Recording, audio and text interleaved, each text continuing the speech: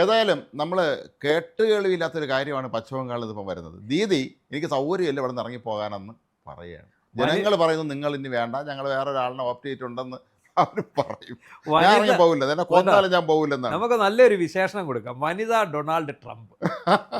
തോറ്റാലും ഞാൻ പോയില്ല, ഞാനാണ് ജയിച്ചത്. കാരണം ജനങ്ങളുടെ മാൻഡേറ്റ്, നിങ്ങൾ വോട്ടിംഗ് മെഷീനെ നിങ്ങൾ അങ്ങനെ ചെയ്തു, നിങ്ങൾ SIR അങ്ങനെ ചെയ്തു, പക്ഷെ ഞങ്ങൾ ഒരു കാരണവശാലും ഇറങ്ങില്ല എന്നാണ് പറയുന്നത്. ഏതായാലും പിന്നെ BJP കേന്ദ്ര സർക്കാർ നേരത്തെ ബുദ്ധിപൂർവ്വം ഒരു നീക്കമൊക്കെ നടത്തി. ഒരു ഗംഭീരം ഗവർണറെ അങ്ങോട്ട് വിട്ടിട്ടുണ്ട്. അവിടെ R N Ravi Kerala IPS കാരനായിരുന്നു. പണ്ട് പിണറായി വിജയനെ വെള്ളം കുടിപ്പിച്ച ആളാണ്. ആളുടെ അടുത്ത് ആ മമതയുടെ പരിപാടി കൂട്ടി സ്റ്റാലിനെയും സംഘത്തിനെ വരച്ചവരെ നിർത്തിയതാണ്. അപ്പൊ ഈ മമത ഇപ്പൊ ഞാൻ രാജിവെക്കത്തില്ല എന്ന് പറഞ്ഞിരിക്കുന്നത്, അത് ചുമ്മാ ഒരു ഷോ നടത്താമെന്നുള്ളതല്ലാതെ യാതൊരു കാര്യം. ഇന്ത്യയിൽ ഒരു നിയമമുണ്ട്, മമതാ ബാനർജിയുടെ ബംഗാൾ എന്ന് പറയുന്നത് കേരളത്തിൽ പിണറായി വിജയന്റെ ഒരു പ്രത്യേക ഭൂപ്രദേശമോ ഒരു രാജ്യമോ ഒരു ഭൂഖണ്ഡമോ ഒന്നും അല്ല. കാരണം ആദ്യം ഈ ഇലക്ഷൻ, വേറൊരു കാര്യം ശ്രദ്ധിച്ചായിരുന്നോ, ഈ ഇലക്ഷൻ റിസൾട്ട് വരുന്നതിന് മുമ്പ് സെക്രട്ടേറിയറ്റിന് ചുറ്റും കേന്ദ്രസേന വിന്യസിച്ചു. ഈ ബംഗാൾ സെക്രട്ടേറിയറ്റ് ചുറ്റും കേന്ദ്രസേന വിന്യസിച്ചു, ഒറ്റ ഫയൽ പുറത്ത് കൊണ്ടുവരുന്നു. അത് ഇവിടെയും വേണ്ടിയിരുന്നതാണ് കേട്ടോ. ഇവിടെ ഒരു മാസം മുമ്പേ കേന്ദ്രസേന വിന്യസിക്കേണ്ടത്, ഇവിടുന്ന് ഒരു ഫയലും കൊണ്ടുപോകാത്ത രീതിയിൽ. ഇടയ്ക്ക് ഒരു 5 ദിവസം കൊണ്ട് അടച്ചിടാനുള്ള തീരുമാനം ഉണ്ടായിരുന്നു, കമ്മീഷൻ ഇടപെട്ടിട്ടാ, അതുകൊണ്ട് അത് മുക്കാൻ പറ്റിയില്ല. അത് അപ്പൊ ഇത് ഇപ്പൊ ഈ പറയുന്ന മമതാ ദീദിയുടെ എല്ലാ പണിയും പാളി. മമതാ ദീദിയുടെ പാളി എന്ന് പറഞ്ഞാൽ അവരിപ്പം അതിനകത്ത് ഒരുപാട് കാര്യങ്ങൾ. ഇപ്പം രാഹുൽ ഗാന്ധി ഇന്നലെ ഒരു ട്വീറ്റ് ചെയ്തു. സത്യം പറഞ്ഞാൽ രാഹുൽ ഗാന്ധി വന്നു, പിന്നെ കുറേ പേര് ചേർന്ന് ഇതിനകത്ത് ട്വീറ്റ് ചെയ്യുന്നുണ്ട്. അതിനകത്ത് ഇവർ ചൂണ്ടിക്കാണിക്കുന്ന ഒരു വിഷയങ്ങൾ ശ്രദ്ധിച്ചായിരുന്നു. SIRൽ 90 ലക്ഷം വോട്ട് വെട്ടി. അപ്പോൾ പിന്നെ വ്യാജമായി വോട്ട് ചേർത്തതും പിന്നീട് മരിച്ചു പോയവരും ഒക്കെ കേട്ടൊരു 64 ലക്ഷം പേരേ ഉള്ളൂ. വേറൊന്നും കൂടെ പറയുന്നുണ്ട്, ഈ വോട്ടിംഗ് മെഷീനിൽ അവസാനം നോക്കുമ്പോഴും 90% ചാർജ് ഉണ്ടായിരുന്നു എന്നാണ് പറയുന്നത്. നമ്മൾ പ്രവർത്തിപ്പിക്കുമ്പോൾ ചാർജ് പറയുമല്ലോ സ്വാഭാവികം. അതെ അങ്ങനെ ഇതൊക്കെയാണ് ദീദി പറയുന്നത്. അല്ല, വോട്ടിംഗ് മെഷീൻ ശരിക്കും ഡിവൈസ് വൈദ്യുതിയുമായി ഘടിപ്പിച്ചിട്ടല്ലേ വോട്ടിംഗ് മെഷീൻ പ്രവർത്തിക്കുന്നത്, അല്ലേ? അപ്പൊ ഈ പിന്നെ ഇതിനകത്ത് 63 ലക്ഷം പേര് മരിച്ചുപോയി, 64 ലക്ഷം പേര് മരിച്ചുപോയവരും മറ്റു സ്ഥലത്തിൽ. ബാക്കി 27 ലക്ഷം പേരുടെ ആണെന്ന് തോന്നുന്നു ഹൈക്കോടതി വീണ്ടും സമീപിച്ച്. എന്തായാലും ഇത്രയാണ് 90 ലക്ഷം പേരുടെ വോട്ട് പോയത്. അതാണ് ഈ പലരും കണ്ണൂരിലെ പാർട്ടി ഗ്രാമങ്ങളിൽ സംഭവിച്ചത്. അത് തന്നെയാണ് പശ്ചിമ ബംഗാൾ മൊത്തത്തിൽ സംഭവിച്ചുകൊണ്ടിരിക്കുന്നത്. അപ്പോൾ ഇത് അട്ടിമറിയാണെന്നാണ് ഈ നമ്മുടെ ദീദി പറയുന്നത്. ദീദിയെ സംരക്ഷിക്കണമെന്ന് കോൺഗ്രസും പറയും. സത്യത്തിൽ ഈ രാഹുൽ ഗാന്ധിയുടെ കിളി പോയിരിക്കുകയാണ്. എന്താണ് ഇവിടെ സംഭവിച്ചത്? രാഹുൽ ഗാന്ധി പലപ്പോഴും പറയുന്ന കാര്യങ്ങൾ കോൺഗ്രസ് ജയിക്കുന്ന സംസ്ഥാനങ്ങളിൽ വോട്ടിംഗ് എന്നതിന് കുഴപ്പമില്ല, BJP ജയിക്കുകയാണെങ്കിൽ അവിടെ എല്ലാം ടാമ്പർ ചെയ്തതാണ് എന്ന് പറയുന്നത് പോലത്തെ അവസ്ഥയാണ്. അല്ല, അതിന് അദ്ദേഹം ഒരു കാരണം പറയുന്നുണ്ട്. അതായത് ബംഗാൾ പിടിച്ചെടുക്കാനും അസം നിലനിർത്താനും മോഡിയും കൂട്ടരും തീരുമാനിച്ചു. അപ്പോൾ അവരവിടെ അങ്ങ് കോൺസെൻട്രേറ്റ് ചെയ്തു. ഇനി അടുത്ത തവണ അവർ ഇങ്ങോട്ട് വരുമെന്നാണ്. എന്തായാലും വളരെ വിചിത്രമായ കാര്യങ്ങളാണ്. ഈ പുള്ളിക്കാരി എന്താ നമ്മുടെ മമത, ഇവരുള്ള ബംഗ്ലാദേശികൾക്കെല്ലാം വോട്ട് കൊടുത്തു.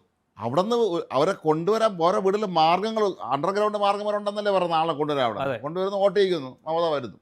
മാത്രമല്ല ഈ മമതയുടെ രീതികളെ നമ്മുടെ നാട്ടിൽ ഈ പിണറായിയുടെ ഒരു സഹോദരിയുടെ ഒരു ഇത്തരം കാര്യങ്ങളിൽ ജനാധിപത്യമാണ് നമ്മുടെ നാട്ടിലുള്ളതെന്നുള്ള കാര്യം ദീദിക്ക് പലപ്പോഴും ഓർമ്മയാണില്ല.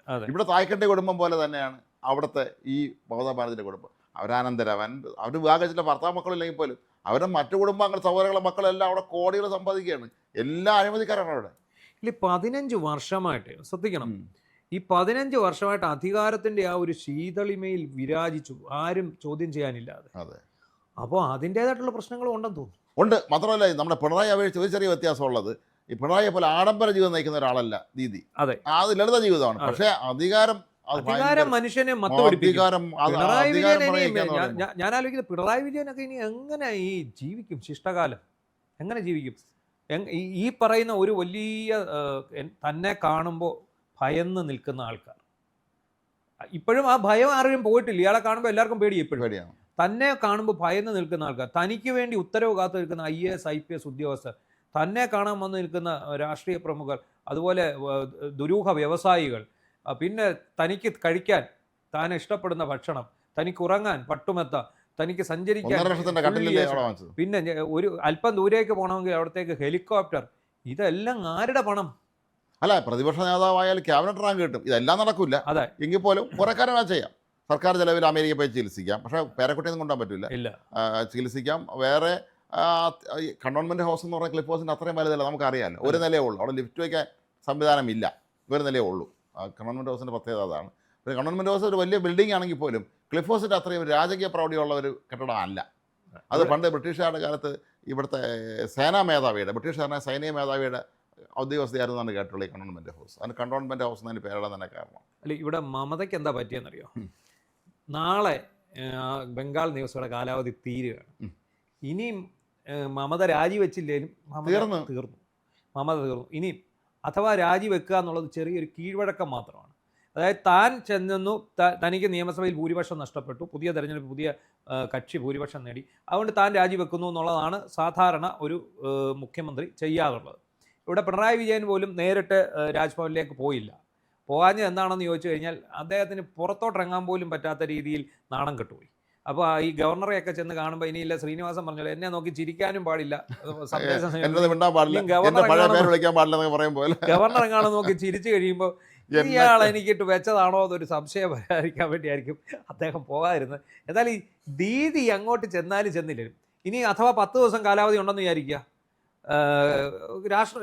ഇവർക്ക് പുറത്താക്കാം. പണ്ട് ശുപാർശ പണ്ട് ആന്ധ്രയില് എൻ.ടി. രാമറാവുവിനെ പുറത്താക്കിയ മരുമ മുഖ്യമന്ത്രിയായല്ലോ ചന്ദ്രബാബു നായിഡു. അപ്പൊ എൻ.ടി. രാമറാവു ആൾക്കൂട്ടത്തിന് അയാളെ വിളിച്ചിട്ടുണ്ട്. അയാളൊരു വാഹനമുണ്ട്, ഒരു രഥം എന്ന് പറഞ്ഞൊരു ബസ്, അതിന്റെ മുകളിൽ കയറി എന്ന് വരെയാണ്. പുള്ളി സെക്രട്ടറി ഉന്നതി പറയുന്നത് മരുമൻ്റെ ഇറങ്ങി വരാൻ, എനിക്ക് അങ്ങോട്ട് കയറണമെന്ന്. അതിന്റെ വേറൊരു പതിപ്പാണിത്. അല്ല, ഇത് ഞാൻ ആലോചിക്കുകയാണ്, ഈ ശരി മമതാ ബാനർജിയുടെ ഇവരെ മാനസികാവസ്ഥയെ കുറിച്ച് ആലോചിക്കാൻ. തോറ്റു ശരി, ഇനി ക്രമക്കേട് നടന്നു തന്നെ ഇരിക്കട്ടെ. അതിന് ഇതിനായിട്ട് കോടതിയില്ല. സുപ്രീം കോടതി എല്ലാ കോടതികളും ഇല്ല. തൽക്കാലം മാറിയല്ലേ പറ്റൂ. അത്രേ പറ്റൂ. ഇനി അഥവാ മാറിയില്ല ചവിട്ടി പുറത്താക്കും, അതിനൊരു സംശയവും വേണ്ട. അത് മാത്രമല്ല, സാങ്കേതികമായിട്ട് അവർ തീർന്നു. നാളെ കൊണ്ട് തീരുക. പിന്നെ ഇവർ ആരുടെ അടുത്തായി വേറെ ഇറക്കുന്നത്? എന്നിട്ട് അവരെ സംരക്ഷിക്കുക. എനിക്ക് തോന്നുന്നു മമതാ ബാനർജിയെ വീണ്ടും പൊക്കിക്കൊണ്ട് വന്ന് കയറ്റിയിരുത്താൻ വേണ്ടിയായിരിക്കും. ഇന്നലെ ഞാനൊരു വീഡിയോ കണ്ടിരുന്നു, സോഷ്യൽ മീഡിയയിലാണ്. ഈ പശ്ചിമ ബംഗാൾ ഒരു സ്ഥലത്തുള്ള ഈ തൃണമൂലിന്റെ നേതാവെല്ലാം ഗുണ്ട തന്നെയാണ്, പഴയ CPM കാരനാണെന്നാണ് കണ്ടിട്ട്. ഇവൻ ഒരു മുടിയൊക്കെ നീട്ടി വളർത്തി വരുത്തനാണ്. ഇവനെ നാട്ടുകാരെടുത്തിട്ട് കൈകാര്യം ചെയ്യുകയാണ്, അടിച്ചിട്ട് ഇവൻ ഓടിക്കുന്നു. അപ്പൊ ഇവൻ തൊഴുതൊക്കെ പറഞ്ഞതിന് ശേഷം ഓടി ചെല്ലുമ്പോൾ അവിടെ കുറച്ചൊരു കാത്തിരിക്കുകയാണ്. അപ്പൊ അവരവന്റെ മുടി കയറി പിടിച്ച് വലിച്ച് തിരിച്ചു കൊണ്ടുവന്നു, വീണ്ടും അവനെ ചവിട്ടി കൂട്ടുന്നുണ്ട്. ഇവിടെ പല സഹാക്കന്മാർക്കും ഇതുപോലെ കിട്ടും പോലീസിന്റെ കയ്യിൽ നിന്ന്, ഓൾറെഡി കിട്ടി തുടങ്ങി. പാലക്കാട് കിട്ടി. അപ്പൊ ഇവര് പറയുന്നത് ഇന്നലെ പാലക്കാട് ഇല്ലാതെ ഞാൻ കാണിച്ചു തരാം. അങ്ങനെ കാലം മാറി, നിങ്ങളാരും ഉദ്ദേശിക്കുന്നുമല്ല. പോലീസിന് ഇനി ഒന്നും നോക്കാനില്ല, അവർക്ക് ഫുൾ ഫ്രീഡം. എന്തായാലും ഇവരെ അമർത്താതെ അവർക്ക് മുന്നോട്ട് പോകാൻ പറ്റില്ല. ഇത് തന്നെയാണ് ബംഗാളിലും സംഭവിക്കാൻ പോകുന്നത്. മമത അടക്കം അടി മേടിക്കും. പണ്ട് മമത ഇതുപോലെ ചവിട്ടിക്കൂട്ടി തൊഴിച്ചിറക്കിയതാണ്. എവിടെ? പാർലമെന്റിലാണ്, നിയമസഭയിൽ തന്നെ. അപ്പൊ അതുപോലെ തന്നെ കിട്ടും. അപ്പം മമതാ ബാനർജി കാണിക്കുന്ന വെറും പട്ടിഷോയാണെന്ന് നമുക്ക് പറയാം. അല്ല, ഈ കേരളവും ബംഗാളും ഒരുപോലെ ചിന്തിക്കുന്നു എന്നാണ് പണ്ട് സാക്കള് പറയാറുണ്ട്. കേരളത്തിലും ബംഗാളിലും ബുദ്ധിജീവികളാണ് ശ്രീനിവാസനും പറഞ്ഞത് സന്ദേശം. എന്തായാലും ഈ ബുദ്ധിജീവികളുടെ എല്ലാം അതിബുദ്ധി കാരണം ഉള്ളിടത്ത് എല്ലാം പണിവാളി, എല്ലാം നഷ്ടപ്പെട്ടു. ഏതായാലും മാനം മര്യാദയ്ക്ക് ഇനിയും കിട്ടുന്ന കഞ്ഞിയും കുടിച്ചു. മമതാ ദീദി മാത്രമല്ല, മമതാ ദീദി സംസാരിക്കുന്നുണ്ട്, അത് നിയന്ത്രണം ഒരാളെ പലപ്പോഴും സംസാരിക്കും. തോറ്റും പോയല്ലോ, തോറ്റൂടെ പോയി. ഇനി അവരാരാ? ഒന്നുമല്ല. കഴിഞ്ഞ തെരഞ്ഞെടുപ്പിൽ അവർ തോറ്റു. പിന്നെ അവര് ബൈലക്ഷൻ എന്നാണ് വീണ്ടും മുഖ്യമന്ത്രിയായത്. അവരെ അനുയായിയെ രാജിവെപ്പിച്ചിട്ട്. അതെ, അങ്ങനത്തെ ഒരു വളരെ വിത്തൊക്കെ ഈ ഞാൻ ആലോചിക്കുകയാണ്. ഒരുപക്ഷെ രമേശ് ചെന്നിത്തല എന്നിങ്ങനെ കാണുകയാണെങ്കിൽ ഇവരെക്കുറിച്ച് ചോദിച്ചാൽ അദ്ദേഹത്തിന് പറഞ്ഞുതരാൻ പറ്റും. കാരണം അദ്ദേഹം ദേശീയ പ്രസിഡന്റായിരുന്ന യൂത്ത് കോൺഗ്രസിൻ്റെ, ഇവർ സംസ്ഥാന പ്രസിഡന്റായിരുന്ന ആളാണ്. ഇവരുടെ ഇത്തരം സ്വഭാവ വിശേഷതകളെക്കുറിച്ച് ഒരു അദ്ദേഹത്തോട് മലയാളി നേതാവ് ദേശീയ നേതാവെന്നുള്ളത് അദ്ദേഹം ചോദിച്ചാൽ നമുക്ക് കൃത്യമായിട്ട് പറഞ്ഞു തരാൻ പറ്റും. അതിപ്പോൾ എന്തായാലും വനിതാ ട്രംപ് എന്ന് തന്നെയുള്ള വിശേഷണമാണ് അവർക്ക് ചേരുന്നത്.